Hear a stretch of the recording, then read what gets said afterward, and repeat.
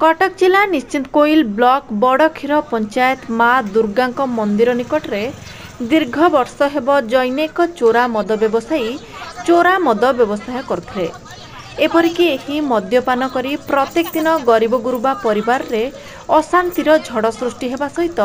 एही बाट दे स्थानीय अंचलर विद्यालयर छात्र छात्री महिला एवं श्रद्धालु भक्त माने विभिन्न प्रकार समस्यार सम्मुखीन होते।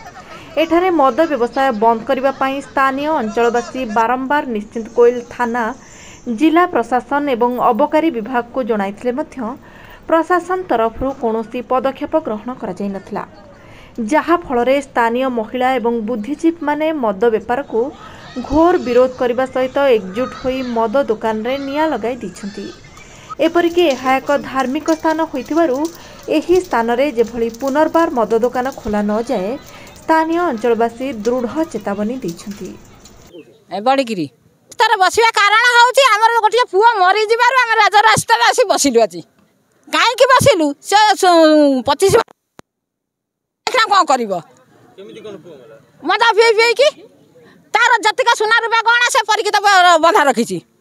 रेशन कार्ड चाउल मुग सब नै रखी की मद दउची माने पी की मो स्वामी रे हाथ भी गोटा पळै जाई भारी सी भी ठीक नहीं घरे कहीबार माड हो दंड मना करिया भीतर से कहला पुलिस वाला हम कौन करिया पुलिस वाला को हम नाच दउछु पुलिस वाला हम किसी कर पारु ना हम बिकुछु बिकिबु आई हम नाच दउचंती पुलिस 20000 30000 दउचिनी 30000 ना मास को दउचिनी नाच पुलिस वाला नउचिनी पुलिस वाला 5 वर्ष की 6 वर्ष हलानी मत बिक्री होउची के बिकुची ना ना ताको ना होउची संजय मलिका सुक स्वाई परिकित सामल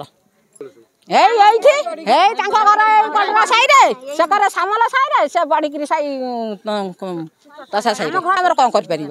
आम गल कौन करूँ कल देखा कौन आज आसिलु दुकान फकान सब निया नगेदेलु कौन सकाଳେ बिकिदे फेरार करदे मद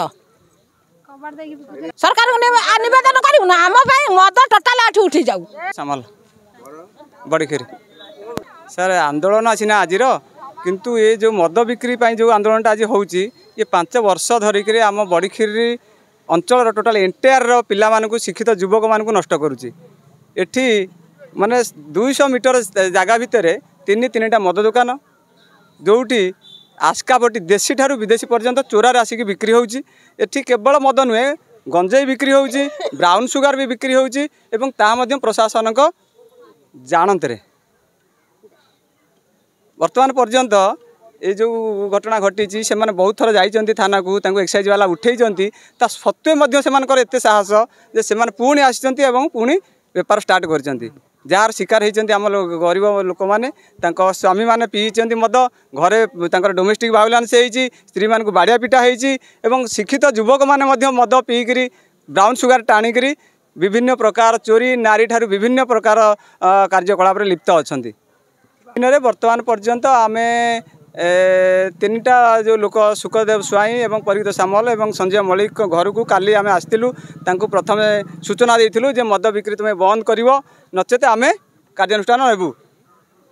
से मैंने किंतु आमको कहले जे मुहे मुहे कहले जे आम मद थाना को बटी दौचु प्रति मासरे तेणु आम मद बिकबू तुम आमर किसी करना तेणु आम ग्रामर समस्ते आसिकी समस्त दुकान को पोड़ी निया लगे दुकान भांगी राजरास्तार बसी जे पर्यंत न्याय न मिल से पर्यंत से उठे ना। निवेदन होउची प्रथम कथा होउची जे आमको ये अंचल केवल बड़खीरी कि सामल साही कथा नुहे ये ग्राम पंचायत भितर निशा को सबुदिन बंद करा जाऊ मद गंजेई एवं ब्राउन सुगर सबुदिन ये बंद हो प्रथम दाबी। द्वितीय दाबी होउची जो माने बिक्री करिसंती जो मैंने 5 वर्ष धरी बिक्री करके लक्ष लक्ष टाँग कमे एवं आम पिलामानकर 2 दिन तले गोटे पिलार मृत्यु है तार दायी से संपूर्ण भाव में दायी तेणु से दृढ़ कार्यानुष्ठान नि जाऊ। तृतीय कथा हूँ जो 30 वर्षर पिलाटी मलय सामल मृत्यु होती केवल मद पीवा कारण रेड क्रॉस रु तुरंत 20,000 टंका सहायता मिलू। Bureau report ONM news.